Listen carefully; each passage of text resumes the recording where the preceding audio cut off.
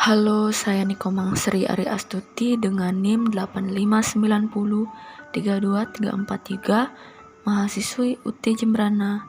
Di sini saya akan melaksanakan praktikum simbiosis parasitisme, simbiosis komensalisme, dan simbiosis mutualisme. Adapun tujuan praktikum saya kali ini yaitu mengidentifikasi simbiosis parasitisme, simbiosis komensalisme, simbiosis mutualisme di lingkungan sekitar. Adapun alat dan bahan yaitu yang pertama, alat-alat tulis, lembar pengamatan, dan lingkungan sekitar. Dari hasil pengamatan yang pertama yaitu simbiosis parasitisme, dan yang saya temukan pertama adalah antara kutu dan anjing. Simbiosis parasitisme antara anjing dan kutu terjadi ketika kutu hidup dengan cara menempel pada tubuh anjing dan mengambil darahnya untuk bertahan hidup.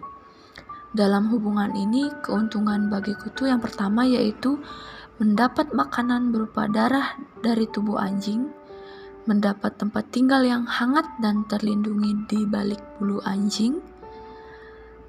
Dan kerugian bagi anjing yang pertama yaitu mengalami rasa gatal dan iritasi akibat gigitan kutu, kemudian bisa terkena infeksi kulit atau penyakit yang ditularkan oleh kutu, kehilangan darah dalam jumlah kecil secara terus-menerus yang bisa menyebabkan anemia jika jumlah kutu sangat banyak.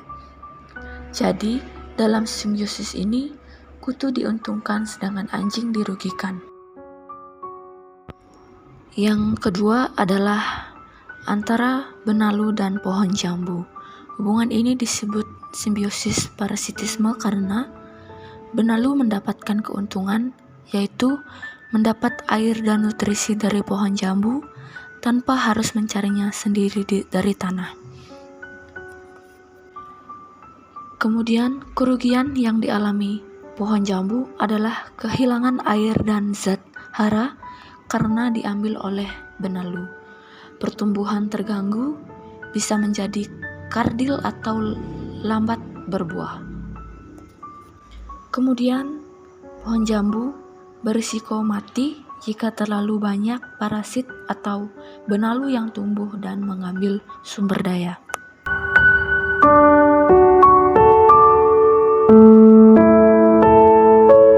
Yang ketiga, saya menemukan simbiosis antara nyamuk dan sapi.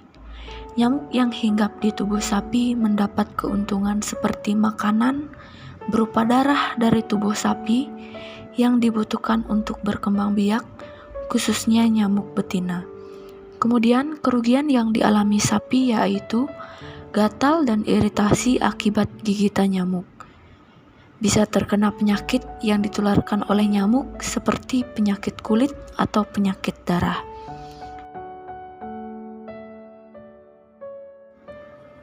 Yang kedua, simbiosis komensalisme. Jenis hubungan simbiosis yang saya temukan pertama yaitu pohon Kamboja dan anggrek. Keuntungan bagi pohon anggrek yaitu mendapat tempat tinggal hidup yang tinggi di batang atau cabang pohon Kamboja, mendapat cahaya matahari lebih baik karena berada di tempat yang tinggi, dan tidak perlu membuat batang yang besar atau akar yang dalam. Sedangkan kerugian yang dialami pohon Kamboja yaitu tidak dirugikan atau tidak diuntungkan. Pohon Kamboja hanya menjadi tempat menempel, anggrek tidak dapat mengambil air atau zat hara dari pohon Kamboja. Kemudian simbiosis yang kedua yaitu antara pohon Kamboja dan tanduk rusa.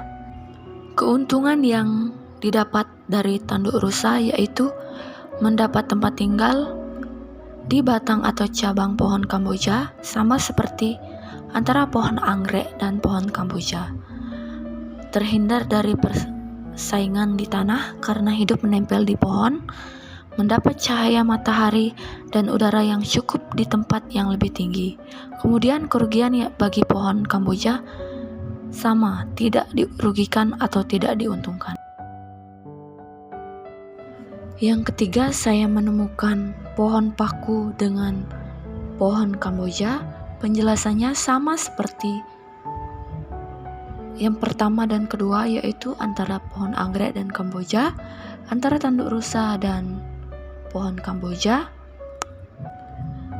Yang terakhir saya menemukan antara pohon Kamboja dan jenggot Musa, yang dimana jenggot Musa mendapat tempat untuk bertambah keestetikan dan mendapat cahaya matahari yang lebih baik, sedangkan pohon Kamboja tidak dirugikan atau tidak diuntungkan.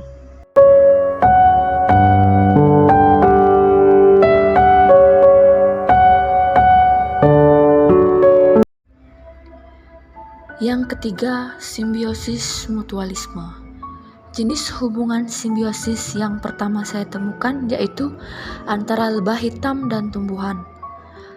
Lebah hitam dan tumbuhan sama-sama saling menguntungkan karena lebah hitam mendapat sumber makanan, mengambil nektar dari serbuk sari. Kemudian tumbuhan juga mendapat keuntungan seperti membantu penyerbukan dan meningkatkan hasil buah.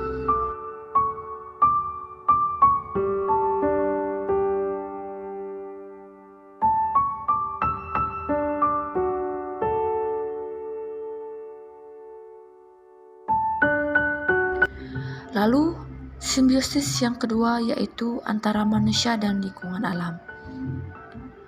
Manusia mendapat sumber oksigen dari lingkungan alam, mendapat air, makanan, dan sumber daya alam. Kemudian, lingkungan alam diuntungkan karena mendapatkan pelestarian dari manusia seperti rehabilitasi hutan, pembersihan sungai, dan konservasi keanekaragaman hayati.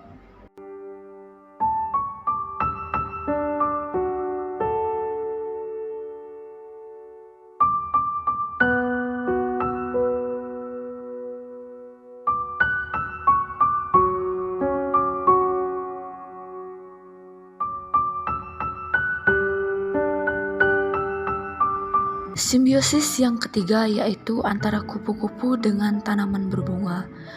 Kupu-kupu dengan tanaman berbunga saling menguntungkan karena kupu-kupu mendapat nektar dari bunga, sedangkan tanaman berbunga dapat dibantu oleh kupu-kupu yaitu penyerbukan.